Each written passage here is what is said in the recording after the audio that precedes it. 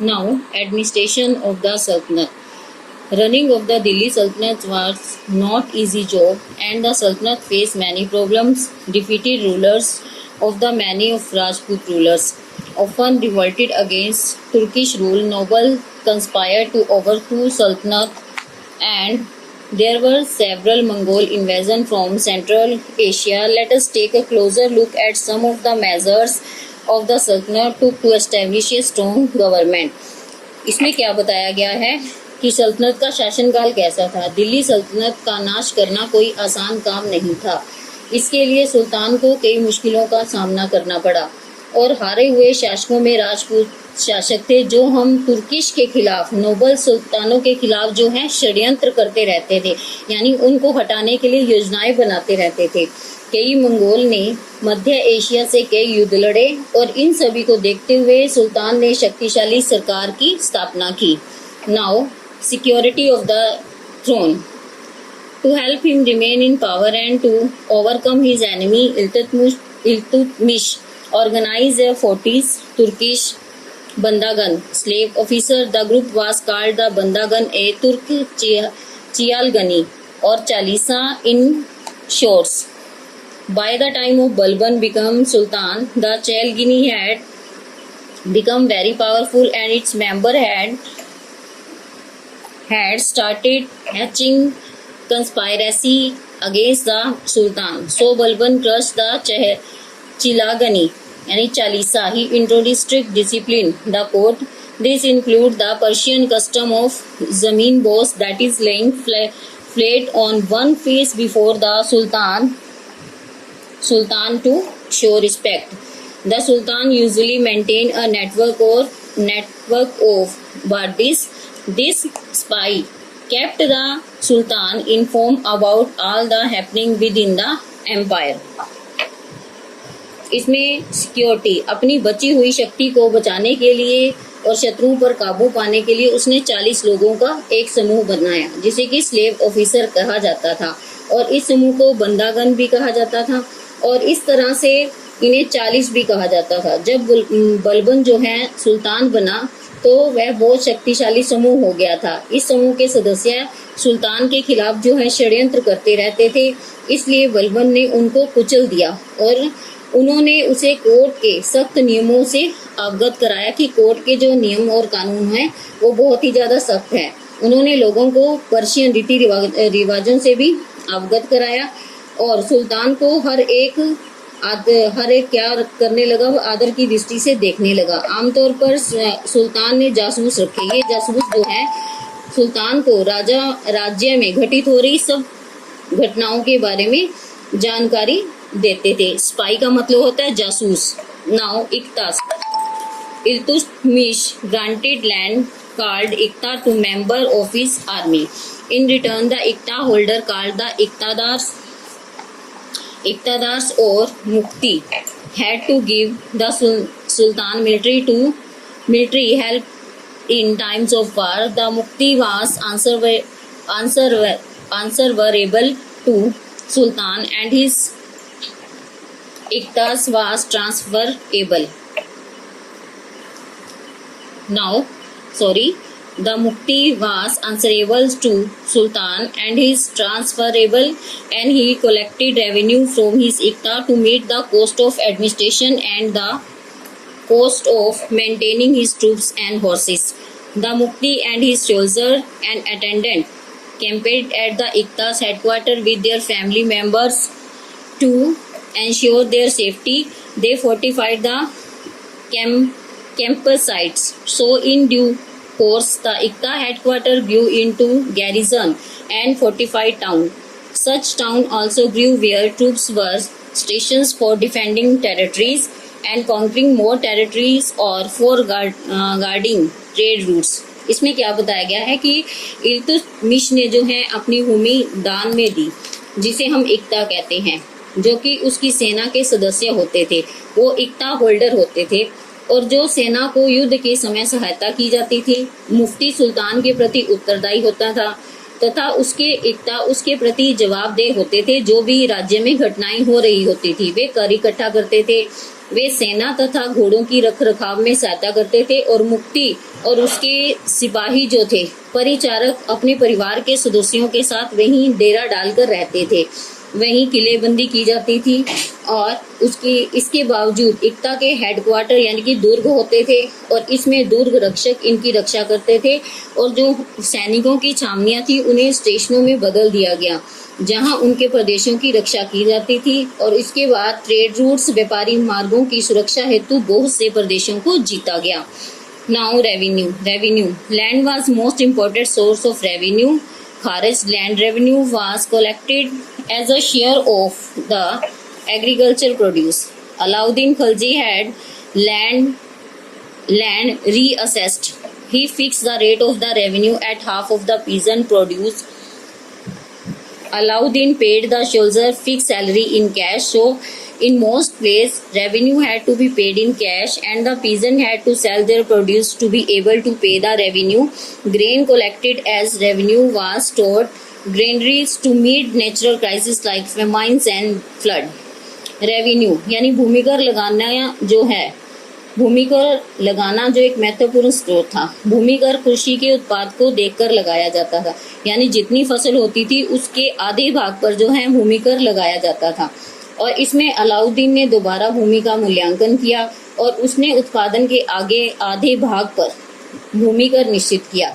वे अपने सैनिकों को निश्चित वेतन देता था, कैश के रूप में भुगतान करता था और कई स्थानों पर जो है भूमि कर भी कैश के रूप में दिया जाता था। किसान अपने पदार्थों को बेचकर जो है भूमि कर देते थे और इसी तरह से इन भूमि कर यानी अनाज को एक जगह इकट्ठा करके रखा जाता था ताकि जब कोई प्राकृतिक आपदा आए तो उसका सामना किया जा सके, जैसे अकाल और बाढ़ के समय में। Now Mongol policy, Alauddin Khilji policy. Alauddin built new forts, repaired old ones along the northwestern frontier. He also built a garrison town called Shiri. His able general drove back to the Mongol raiders, where raided Indians several times during the reign.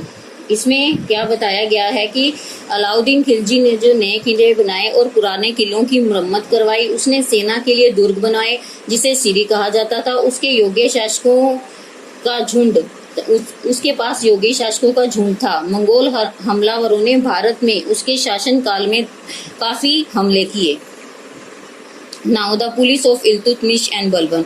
Iltutmish was the first Delhi Sultanate to face Mongol menace. He saved India from a Mongol invasion by wisely refusing shelter to the ruler of Iran who had ousted by the Mongol chief Genghis Khan. Balban built fort to guard his empire against possible Mongol attack. उसके द्वारा police of Iltutmish से Mongol के आक्रमणों से भारत को बचाया और उसने Iran के शासकों के ठिकानों को नष्ट कर दिया और जिसने मंगोल के चीफ को वहां से बेदखल कर दिया। Economic measure. Alauddin Khilji fixed the price of all essential goods so the soldier and the other salaries people could afford to buy these goods. Weight and measure was standardized and cheating was severely punished. These measures benefited the soldier as well as general people. Economic, इसमें अलाउद्दीन खिलजी ने सभी आवश्यक वस्तुओं के जो दाम fix कर दिए और दूसरी तरफ सैनिकों और दूसरी तरफ आय लेने वालों लोग जो हैं इसको खरीद सके, मतलब कि सभी के लिए उसने दाम निश्चित कर दिए कि इस तरह से दाम निश्चित किए कि सभी लोग जो हैं इसे खरीद सके। उसने भार और माप की इकाइयों को प्रमाणित कर दिया, धोखेबाजों को दंड देने का प्रावधान किया और इस प्रकार इकाइयों ने सैनिक और साधारण लोगों को जो है बहुत लाभ पहुंचाया। इस प्रकार जो इकाइयां बनाई उसने उससे आम लोगों तथा सैनिकों को बहुत लाभ पहुंचा। Army administration. Alauddin was the first Delhi Sultan to maintain a well-equipped standing army. He paid his soldiers in cash and gave them imported horses of good breed. The horses were branded to prevent theft. A detailed description of each soldier was kept to prevent substitution. अब क्या किया, अलाउद्दीन खिलजी जो पहला सुल्तान था जिसने अपनी army को संगठित किया, उसने अपनी सेना को संगठित किया और वह जो है अपने सैनिकों को कैश में सैलरी देता था और उन्हें अच्छी नस्ल के घोड़े रखने के लिए देता था ताकि उनकी रक्षा की जा सके। और उसके बाद जो है हर एक सैनिक की विस्तार पूर्वक जानकारी होती थी कि वो सैनिक कहाँ से आया, कहाँ नहीं, कहाँ जाएगा, तथा उन्हें प्रस्थापित करते थे और उनका स्थानांतरण करते थे, यानी उनकी जरूरत पड़ने पर उनको एक जगह से दूसरी जगह पर स्थानांतरित भी करते थे। Muhammad bin Tughlaq policy, shift to capital. Muhammad bin Tughlaq decide to shift it capital to a place safe from Mongol attack. He chose Devgiri in the Deccan and the renamed Doltava. He built a road to help nobles and officials shift the new capital. But when he realized that he could not control the northwestern frontier and the Doltavad, he shifted the capital back to Delhi.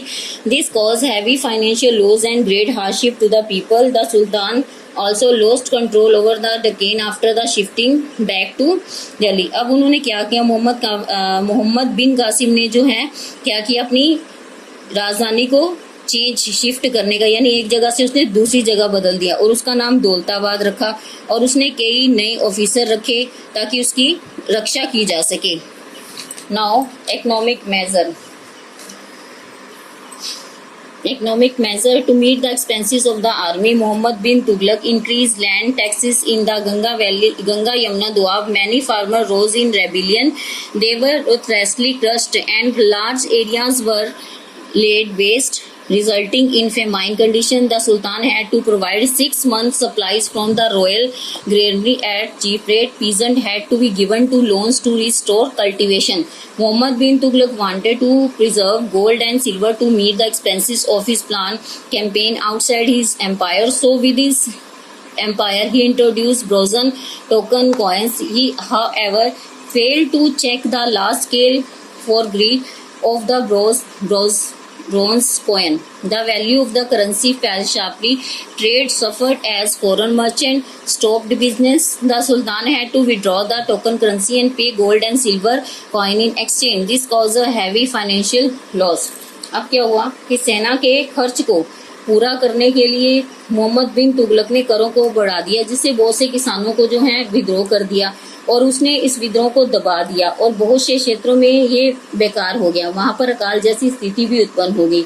सुल्तान 6 महीने तक royal अनाज के गोदामों में उन अनाज की आपूर्ति करवाता था और किसानों को खेती के लिए पुनर्स्थापित करने के लिए ऋण देने लगा। और इसके बाद जो है मोहम्मद बिन कासिम ने सोने तथा चांदी अपने युद्ध अभियानों की योजनाओं को पूरा करने हेतु साम्राज्य में रखा। इसके साथ ही उसने पीतल के सिक्कों से अवगत कराया। यद्यपि बड़े पैमाने पर पीतल के सिक्कों की जालसाजी करने में वह असफल रहा और अब जो है मुद्रा का मूल्य गिर गया। अंग्रेज व्यापारियों ने व्यापार करना बंद कर दिया और इससे क्या हुआ, काफी सुल्तान को पीतल के सिक्कों को निकालना पड़ा, सोने चांदी का भुगतान करना पड़ा। इसका परिणाम क्या हुआ कि व्यापार में उसको बहुत ज्यादा नुकसान हुआ। Standing army. Mohammad bin Tughlaq plan a military campaign in Central Asia to stop Mongol expansion.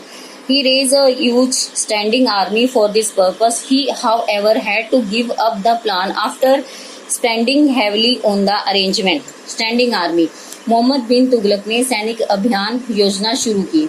इसमें सेंट्रल एशिया में मंगोलों के विस्तार को रोका और इस उद्देश्य की पूर्ति के लिए उसने शक्तिशाली सेना तैयार की। यद्यपि व्यवस्थाओं के भारी खर्च करने के बाद उसे इन योजनाओं को छोड़ना पड़ा। Here your chapter is over.